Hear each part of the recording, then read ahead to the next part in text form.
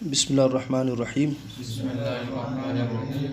قال رسول اللہ صلی اللہ علیہ وسلم قال رسول اللہ صلی اللہ علیہ وسلم الطہور الطہور شطر الایمان، شطر الایمان، پاک رہنا پاک رہنا آدھا ایمان ہے، آدھا ایمان ہے۔ ایمان کا حصہ ہے۔ یعنی میلہ ہو تو نماز ہو جاتی ہے، لیکن ناپاک ہو تو نماز نہیں ہوتی۔ پاک ہونا بہت ضروری ہے کہ ایمان کا پاک ہونا، دلوں کا پاک ہونا، بغض سے پاک ہونا، حسد اور کینہ سے پاک ہونا، یہ بھی انسان کے دلوں کی صفائی ہے۔ آپ صلی اللہ علیہ وسلم فرمایا کہ ان القلوب لتصدع كما يصدع الحديد اذا اصابه الماء، كما يصدع الحديد اذا اصابه الماء، قيل وما ضياؤها يا رسول الله؟ قال ان تحجز، قال تلاوت القرآن و ذکر الموت۔ یہ کہ آپ صلی اللہ علیہ وسلم نے فرمایا کہ دلوں کو بھی زنگ لگ جاتا ہے جیسے کہ لوہے کو پانی لگنے سے زنگ لگ جاتا ہے۔ تو آپ سے پوچھا کہ اس کی صفائی کی کیا صورت ہے؟ تو آپ علیہ السلام نے فرمایا کہ موت کو کثرت سے یاد کرنا، کثرت ذکر الموت، اور جو ہے تلاوت، قرآن پاک کی تلاوت کرنا اور اس موت کو یاد کرنا یہ۔ اور دوسرا فرمایا کہ یہ دلوں کو، اور ایک جگہ حدیث میں آتا ہے کہ جب آدمی گناہ کرتا ہے تو دل پہ جو ہے وہ ایک نقطہ پڑ جاتا ہے، توبہ کر لیتا صاف ہو جاتا ہے، توبہ نہیں کرتا تو پھر گناہ کرتا ہے، پھر ایک نقطہ، تو شدہ دل جو ہے وہ کالا ہو جاتا ہے، اور پھر خیر کی اس کے اندر رغبت نہیں رہتی۔ جس طرح ظاہری ناپاکی سے ایمان کمزور ہوتا ہے، اسی طرح جو ہے اندر کی جو ناپاکی اس سے ایمان اور زیادہ کمزور ہوتا ہے۔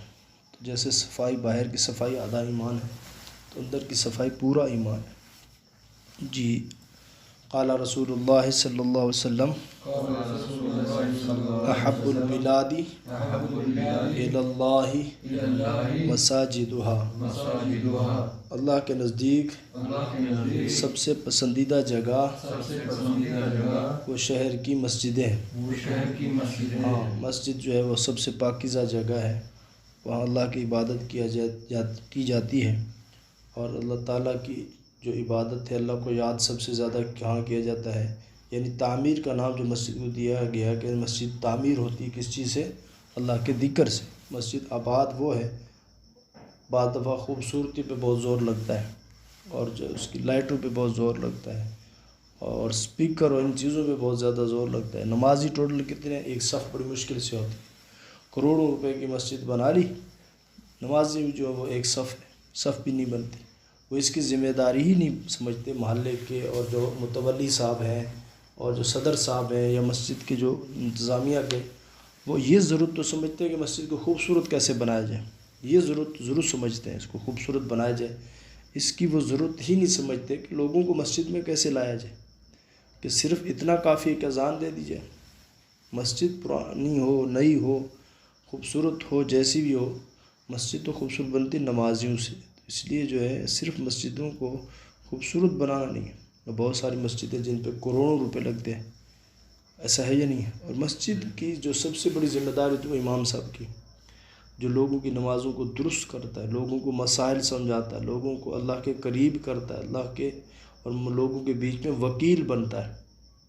اس کی تنخواہ 6,000 7,000 8,000، بہت کمال ہوگا کہ بڑے شہروں میں جا کر کے 20-30 ہزار، عام طور پہ 8 9 10 11 بس۔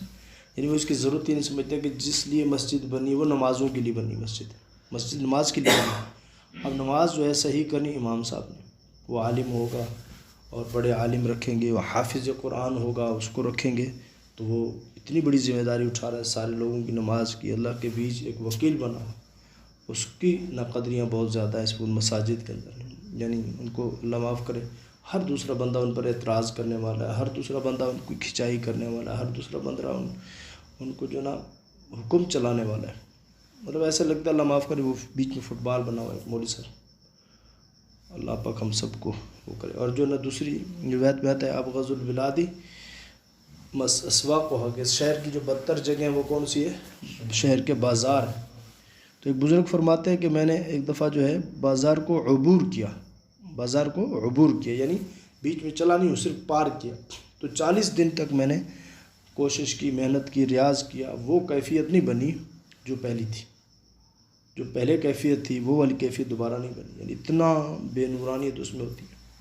ہاں اگر آپ ضرورت کے لیے جاتے ہیں تو آپ کلمہ پڑھ کے جائیں، جو کلمہ پڑھ کر جاتا ہے، چوتھا کلمہ پڑھ کر جاتا ہے تو اس کا کیا ہوتا ہے، 10 لاکھ نیکیاں ملتی ہیں، 10 لاکھ گناہ معاف ہوتے ہیں اور 10 لاکھ درجات بلند ہوتے ہیں۔ تو اس لیے جو ہے جب بازار جائیں ضرورت کے لیے جائیں اور بہت جلد بازار سے واپس آئیں۔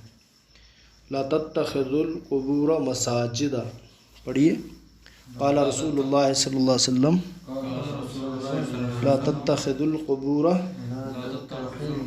مساجدا، مسجدوں کو، قبرستان کو، قبروں کو سجدہ گاہ نہ بناؤ۔ ہاں دیکھیں جب آپ جنازہ پڑھتے ہیں نا، نماز جنازہ پڑھتے ہیں تو لاش سامنے رکھی ہوئی، سامنے رکھی ہوئی، آپ اس میں رکوع نہیں کر سکتے، سجدہ نہیں کر سکتے، کیونکہ اللہ کے علاوہ کسی کو سجدہ جائز ہی نہیں ہے۔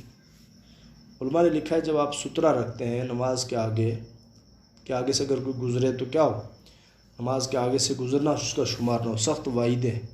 اس کو جو ہے کہتے ہیں جیسے انگلی سے کم از کم انگلی سے موٹا ہو، لمبائی ایک ہاتھ سے لمبا ہو، اونچائی اتنی ضروری ہے۔ اور ایسی چیز جو کہ رکھ لی جائے، خود پکڑ کے نہیں، رومال پکڑ کے کھڑا ہو گیا ایک آگے سے گزرا، ایسا نہیں، خود چیز وہاں ٹک جائے۔ تو کہتے ہیں اس کو بالکل ناک کے بیچ میں نہیں رکھنا، ناک کے بیچ میں نہیں رکھنا، اس کو دائیں یا بائیں آنکھ کی طرف، تاکہ بالکل یہ نہ لگے کسی کو سجدہ کر رہے ہیں آپ۔ اتنی ضروری ہے مشابہت سے بچنا۔ چاہے جائے کہ وہ جو آپ جب سامنے لاش رکھی، چاہے وہ ولی کی ہے، بزرگ کی، نبی کی کیوں نہ ہو، تو آپ اس کو سجدہ نہیں کر سکتے، کیونکہ رکوع اور سجدہ نہیں ہے۔ تو آپ پھر جب دفناتے ہیں 4 فٹ نیچے، تو پھر اس کے بعد جا کے سجدے کرنا تو سمجھ سے بھی باہر ہے۔ تو کسی قسم کے، اب اس لیے کہتے ہیں قبرستان جب جائیں دعا ایک طرف ہو کے تو ہاتھ اٹھا کے، اگر قبر کے اوپر کھڑے ہیں تو وہاں آپ ہاتھ اٹھا کے دعا نہ کریں، بغیر ہاتھ اٹھائے دعا کریں، دل میں دعا کریں، اس لیے کہ مشابہت یہ نہ ہو کہ آپ اسی سے مانگ رہے ہیں۔ تو اس لیے ان چیزوں کا بہت لحاظ رکھا جائے۔